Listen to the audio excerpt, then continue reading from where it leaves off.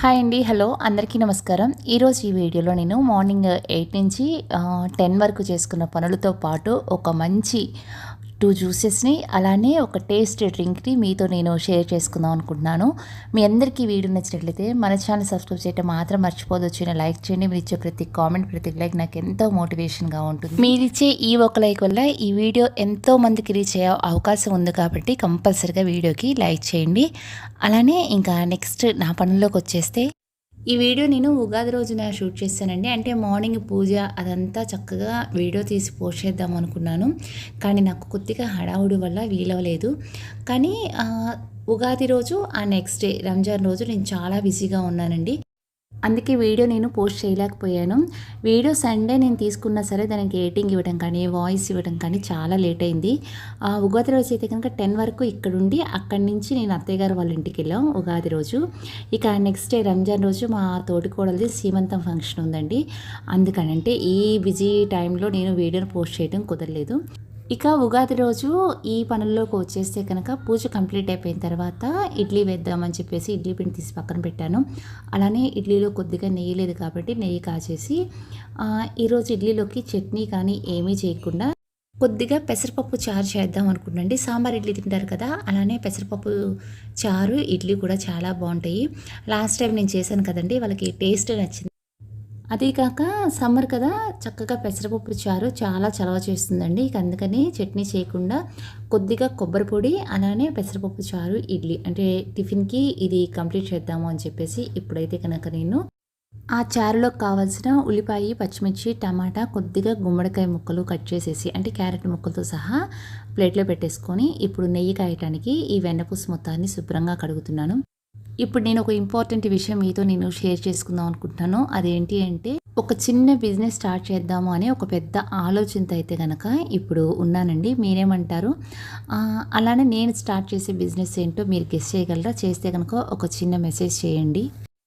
అన్నట్టు ఒకవేళ నేను కనుక బిజినెస్ స్టార్ట్ చేసి నేను స్టార్ట్ చేసే బిజినెస్ మీరు కనుక కరెక్ట్గా గెస్ చేసి మెసేజ్ చేస్తే కనుక అంటే ఫస్ట్ గెస్ చేసి మెసేజ్ చేసిన వాళ్ళకి ఆ రోజు అంటే నేను బిజినెస్ స్టార్ట్ చేసిన రోజు వాళ్ళకి ఫస్ట్ ఆర్డర్ అనేది ఫ్రీగా పంపిస్తాను. కానీ ఈ బిజినెస్ అనేది స్టార్ట్ చేస్తానో లేదో ఇంకా గ్యారంటీ లేదండి. కానీ నేను 100% స్టార్ట్ చేద్దామని చెప్పేసి ప్రయత్నాలు అనేవి మొదలు పెడుతున్నాను. ఒక అడుగు ముందుకు వేయాల్సింది నేనైతే కనుక చిన్న చిన్న ఆలోచనలతో కొద్దిగా భయంతో ఒక 10 అడుగులు మాత్రం వెనక్కే వేస్తున్నాను. మీ సపోర్ట్ ఉంటే కనుక నేను ఈ బిజినెస్ అనేది స్టార్ట్ చేస్తాను అని మాత్రం ఆలోచిస్తూ ఉన్నాను. ఇప్పటివరకు చూద్దాం. మనకు కూడా ఒక బెటర్ ఫ్యూచర్ ఉండాలి. లైఫ్లో మనం సక్సెస్ అవ్వాలి అంటే కనుక ఇంట్లో ఉండి కూడా అంటే ఒక 30-40 ఇయర్స్ ఈ మధ్య ఏజ్లో అయితే కనుక మనం అనుకున్నది 100% సాధిస్తాము అని చెప్పేసి నాకైతే కనుక నమ్మకం ఉంటుంది.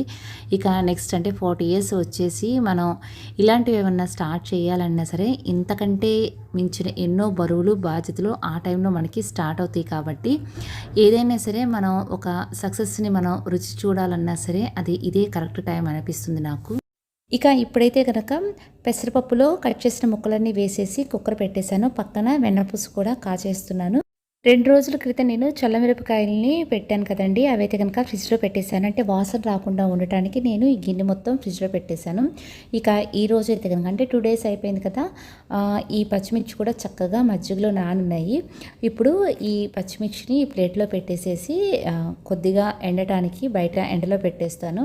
మేము వెళ్ళే టైం కనీసం కొద్దిగా డ్రై అయిపోయి ఉంటాయి కదా, అప్పుడు ఇవి అక్కడ తీసుకెళ్ళి అక్కడ పైన ఎండలో పెట్టేద్దాము అని చెప్పేసి ఇప్పుడైతే కనుక ప్లేట్లో తీసేస్తున్నాను.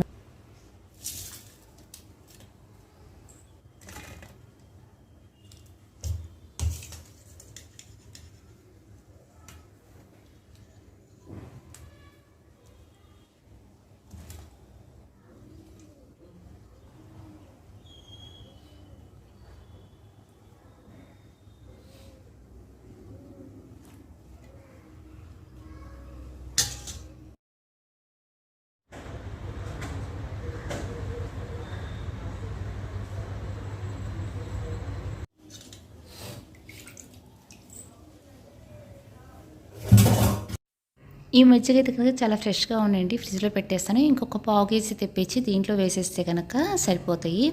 ఇప్పుడు ఈ బాక్స్ని కూడా ఫ్రిడ్జ్లో పెట్టేసి నెక్స్ట్ ఇంకా ఇందాక నేను ఇడ్లీ పిండి తెచ్చా కదా, దాంట్లో కొద్దిగా సాల్ట్ వేసి మంచిగా కలిపేసేసి ఇప్పుడు ఇడ్లీ వేసేద్దాం అనుకుంటున్నాను.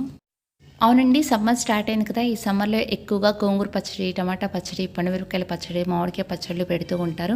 అలానే వడియాలు కూడా ఎక్కువగా పెడుతూ ఉంటారు కదా. మరి మీ పళ్ళు ఎంతవరకు వచ్చినాయి? అది కాక ఒక చిన్న విషయం, అదేంటి అంటే అమ్మ వాళ్ళు పెట్టిస్తారు, అత్తయ్య గారు వాళ్ళు పెట్టిస్తారు అని కాకుండా, అంటే వడియాలు పెట్టడం, పచ్చళ్ళు పెట్టడం రాని వాళ్ళు మాత్రం కొద్దిగా ట్రై చేయండి. కనీసం ఒక పావు కేజీ పిండితో అయినా సరే వడియాలు పెట్టడం, లేదా కొద్దిగా 2-3 మామిడికాయలతో అయినా లేదా కొద్దిగా టమాటాలతో అయినా సరే పచ్చళ్ళు పెట్టడం స్టార్ట్ చేయండి, నేర్చుకోండి. ఎందుకంటే మనకి అమ్మ అత్తయ్య గారు వాళ్ళు ఎలా పెట్టారు, రేపు మన పిల్లలకి మన కోడలకు కూడా మనం పెట్టాల్సి వస్తుంది కాబట్టి కొద్దిగా నేర్చుకుందాం.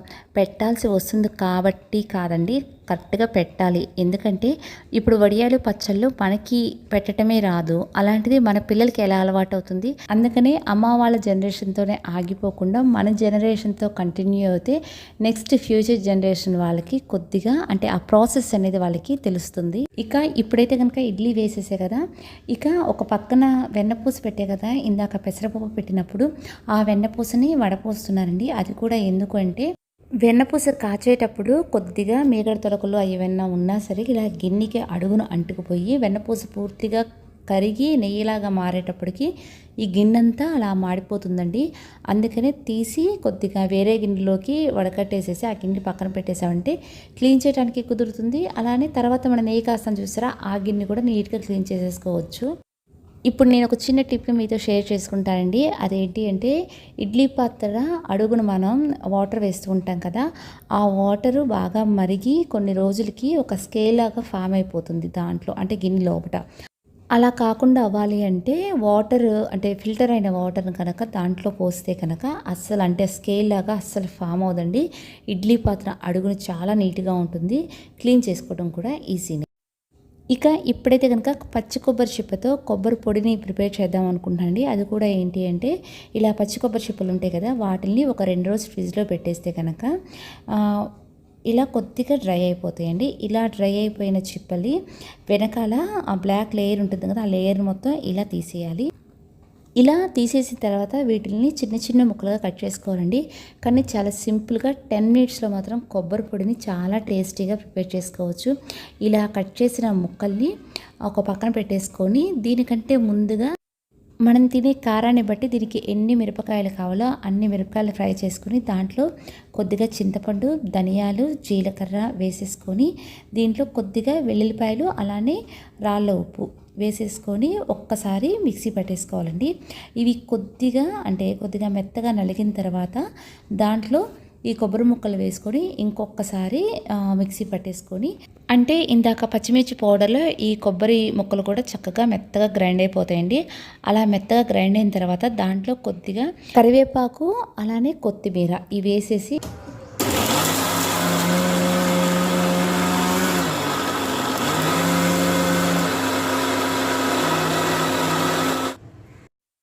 ఇలా 2 to 3 మినిట్స్ మిక్సీ పట్టేసి ఆ పొడి కొద్దిగా తాలింపు పెట్టాము అంటే కొద్దిగా ఇంగు వేసి తాలింపు పెట్టామంటే కొబ్బరి పొడి చాలా టేస్టీగా ఉంటుందండి. అస్సలు వాటర్ మాత్రం యూస్ చేయకుండా.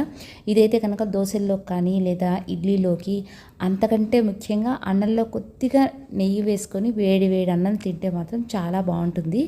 ఇప్పుడు కొబ్బరి పొడి కంప్లీట్ అయిపోయిన తర్వాత నెయ్యి కూడా కాచేసానండి. ఇప్పుడు నేతిని వడకట్టిన తర్వాత నేను వెన్నపూస కాయడానికి 2 గిన్నెలు యూస్ చేశాను కదండి. ఫస్ట్ గిన్నె సింపుల్గా ఎలా క్లీన్ చేసుకోవాలో చెప్పాను కదా. ఇప్పుడు ఈ నెయ్యి కాచిన గిన్నెని కూడా ఒకసారి చూపిస్తాను. ఆల్రెడీ ఇందాక మన నెయ్యిని వడకట్టాం కదా, అలా వడకట్టడం వల్ల నెయ్యి ఇప్పుడు ఈ గిన్నెలో మాత్రం చక్కగా అడుగున బేస్ మాడకుండా ఒక లేయర్ లాగా ఫామ్ అవ్వకుండా చక్కగా నీట్గా ఇలా ఉంటుంది. ఒక్కసారి అంటే ఒక 2 నిమిషాలు నానపెట్టి కడిగేసాము అంటే కనుక నేతి గిన్నెని చాలా సింపుల్గా మనం క్లీన్ చేసేసుకోవచ్చు. ఇక ఇప్పటికైతే కనుక పనులన్నీ కంప్లీట్ అయిపోయినాయి. కొద్దిగా సింక్లో గిన్నెలు ఉన్నాయి, వాటిని కడిగేసేసి టిఫిన్ చేసేస్తే కనుక ఇక మేము బయలుదేరచ్చు. తర్వాత ఇందాక నేను వీడియో స్టార్టింగ్లో చెప్పాను కదండి, ఈ వీడియోలో ఒక టేస్టీ డ్రింక్ని అండ్ ఒక సారీ 2 హెల్తీ జ్యూసెస్ని నేను చూపిస్తానని చెప్పేసి ఫస్ట్ మనం ఈ హెల్తీ డ్రింక్ ఏంటో చూద్దాం. మన దగ్గర అంటే మనకి నాటు గులాబీ పూలు దొరికితే కనుక అవి ఒక గిన్నెలో వేసేసి అవి మునిగేదాకా వాటర్ పోసి దాంట్లో కొద్దిగా సబ్జా గింజలు, పటిక బెల్లం పొడి, కొద్దిగా లెమన్ పిండేసేసి ఈ వాటర్ మొత్తాన్ని ఒక బాటిల్లో పోసేసి ఫ్రిడ్జ్లో పెట్టేసుకుంటే కనుక ఒక 6 అవర్స్ తర్వాత ఒక మంచి ఫ్లేవర్తో ఓ టేస్టీ డ్రింక్ అనేది రెడీ అయిపోతుందండి. ఇలా బాటిల్లో పోసేసి ఫ్రిడ్జ్లో పెట్టుకోవటం వల్ల అనుకోకుండా మన ఇంటికి ఎవరైనా వచ్చినప్పుడు సమ్మర్ కదా కాఫీలు టీలు ఇవ్వకుండా ఇలా చల్లచల్లగా మంచి ఫ్లేవర్తో ఈ డ్రింక్ ఇచ్చారంటే వాళ్ళు చాలా హ్యాపీ ఫీల్ అవుతారు. అంతే ఇదిగా ఈ డ్రింక్ని ఎలా ప్రిపేర్ చేశారో అని మాత్రం అడగలేరండి. కొద్దిగా మొహమాటంగా కానీ వాళ్ళకి బాగా నచ్చుతుంది. అంతేకాకుండా చక్కగా చలవ చేస్తుందండి. సబ్జాలు, లెమను, పటిక బెల్లం వేసాం కదా. ఇప్పుడు నేనైతే కనుక ఇంట్లో ఉండట్లేదు, అయినా సరే ఎందుకు ప్రిపేర్ చేశాను అంటే అక్కడికి వెళ్ళాక కొద్దిగా పనులతో హడావుడిగా పిల్లలకి ఇలాంటివి ప్రిపేర్ చేయటం ఇవ్వటం కుదరదు. అది కాక ఎండలో వెళ్తారు కదా, అక్కడికి వెళ్ళిన తర్వాత ఒక 15 మినిట్స్ తర్వాత తాగుతారులే అని వాళ్ళ కోసమే నేను చక్కగా రెడీ చేసి బాటిల్లో పోసేసి ఫ్రిడ్జ్లో పెట్టేశాను. తర్వాత ఇందాక ఇడ్లీలోకి పెసరపప్పు చారు ప్రిపేర్ చేస్తున్నా కదా, పెసరపప్పు కూరగాయ ముక్కలు వేసి అంటే కుక్కర్లో వేసేసి పెట్టే కదా, చక్కగా ఇలా ఉడికిపోయినాయి. ఇప్పుడు దీంట్లో నేను ధనియాలు, జీలకర్ర, కొద్దిగా కచ్చపచ్చ నూరేసేసి దీంట్లో వేసేసాను. వెల్లుల్లి ముక్కలు, కొద్దిగా బెల్లం ముక్క వేసేసి స్టవ్ మీద పెట్టేసి వీటిని కాస్తున్నాను. దీంట్లో అంటే పెసరపప్పు చారులో కారం వేయకూడదంటండి, అత్తయ్య చెప్పారు. మనకి ఎంత కారం కావాలో అంత కారానికి సరిపోను పచ్చిమిర్చి వేసుకుంటే అంటే చారు బాగుంటాయంట. నేను లాస్ట్ టైం అయితే కనుక తెలియక కారం వేశాను, ఈసారి మాత్రం పచ్చిమిర్చి వేసాను. ఇప్పుడైతే కనుక నేను వేసిన అన్నీ దీంట్లో అంటే బెల్లం ముక్క అవన్నీ కరిగిపోయిన తర్వాత తాలింపు పెట్టి వేసేసుకొని కొద్దిగా కొత్తిమీర, కరివేపాకు వేసుకున్నానంటే చాలా టేస్టీగా ఎంతో చలవగా పెసరపప్పు చారు అనేవి రెడీ అయిపోయినాయండి. ఇప్పుడు నేనైతే కనుక అంటే పిల్లలకి టిఫిన్ పెట్టి ఇచ్చేస్తున్నాను. వాళ్ళతో పాటు మేము కూడా టిఫిన్ చేసేసి ఇంకా కొద్దిగా సింక్లో గిన్నెలు ఉన్నాయి కదా అవి కడిగేసేసుకొని ఇక బయలుదేరటమే. ఈ సమ్మర్లో పిల్లలు చాలా ఫ్రీగా బయటికి వెళ్ళకుండా అంటే స్కూల్స్కి వెళ్ళరు కదండి, మనతోనే ఉంటారు. దాదాపు 2 మంత్స్ కదా, 2 మంత్స్ దాదాపు మనతోనే ఉంటారు. ఈ 2 మంత్స్ వాళ్ళకి మనం చిన్న చిన్న అలవాట్లు అంటే ఒక మంచి అలవాట్లు చిన్నగా అలవాటు చేద్దామండి. నేను మా పిల్లలకి ఏవి అలవాటు చేశానో అవి మీతో నేను షేర్ చేసుకుంటాను. మీకు కరెక్ట్ మంచి అనిపిస్తే మాత్రం పిల్లలకి కంపల్సరిగా అలవాటు చేయండి. ఫస్ట్ వన్ వచ్చేసి ఏమన్నా పండగలు వచ్చినప్పుడు కానీ లేదా పిల్లలకి ఎగ్జామ్స్కి వెళ్తున్నప్పుడు కానీ అంటే అది ఏ ఎగ్జామ్ అయినా సరే చక్కగా మీ దగ్గర బ్లెస్సింగ్స్ తీసుకోవటం వాళ్ళకి అలవాటు చేయండి. పండగ వచ్చింది అంటే వాళ్ళకి చక్కగా మీ కాళ్ళకు దండం పెట్టించుకొని వాళ్ళకి అక్షింతలు వేయండి, చక్కగా ఆశీర్వదిస్తూ. అలానే ఆ ఎగ్జామ్స్కి వెళ్ళేటప్పుడు కూడా చక్కగా మీ కాళ్ళకు దండం పెట్టేసేసి వాళ్ళు మీ బ్లెస్సింగ్స్ తీసుకునేటట్టు వాళ్ళకి అలవాటు చేయండి. తర్వాత సెకండ్ వన్ వచ్చేసి రోజు పిల్లలకి ఏదో ఒక టైంలో మీరు హ్యాపీగా ఉన్నప్పుడు కానీ లేదా పిల్లలు హ్యాపీగా ఉన్నప్పుడు కానీ వాళ్ళకి అంటే పాపైనా బాబైనా సరే అండి చక్కగా పేరెంట్స్ ఒక హగ్ ఇవ్వటం మాత్రం అలవాటు చేసుకోండి. ఇలా చిన్న చిన్న అలవాట్లు వాళ్ళకి అలవాటు చేయటం వల్ల వాళ్ళ మైండ్లో ఒక మంచి ఆలోచనలతో పాటు పేరెంట్స్ అంటే ఎంతో ఇష్టంతో పాటు అంతే గౌరవం కూడా మొదలవుతుంది.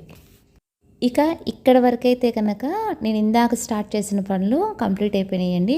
ఇక టిఫిన్స్ కూడా కంప్లీట్ చేసేసాము. ఒక టిఫిన్ ప్లేట్స్ ఇడ్లీ వేసిన ప్లేట్స్ మాత్రం ఉన్నాయి, అవైతే కనుక చక్కగా నానబెట్టేశాను. ఇక ఇప్పుడైతే కనుక వీడియో స్టార్టింగ్లో చెప్పా కదండి 2 హెల్దీ జ్యూసెస్ చేస్తున్నానని చెప్పేసి అది ఇప్పుడు స్టార్ట్ చేశాను. ఈ జ్యూసెస్ని హెల్దీ జ్యూసెస్ అనటం కంటే కూడా ఈ సమ్మర్లో ఎంతో రిలాక్స్ అవ్వడానికి ఈ జ్యూసెస్ని మనం తీసుకోవచ్చండి. ఈ జ్యూసెస్ని ఎంత సింపుల్గా ప్రిపేర్ చేసుకోవచ్చో అంత చక్కగా రిలాక్స్ అవ్వచ్చండి.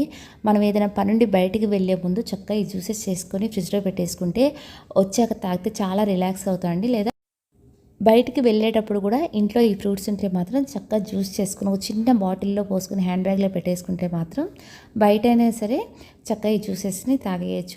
ఇప్పుడైతే ఈ పుచ్చకాయ ముక్కల్ని మిక్సీలో వేసేసి ఒకసారి మిక్సీ పట్టేసేసి ఆ జ్యూస్ని ఫిల్టర్ చేసి ఈ గ్లాస్లో పోసేసుకుంటున్నాను.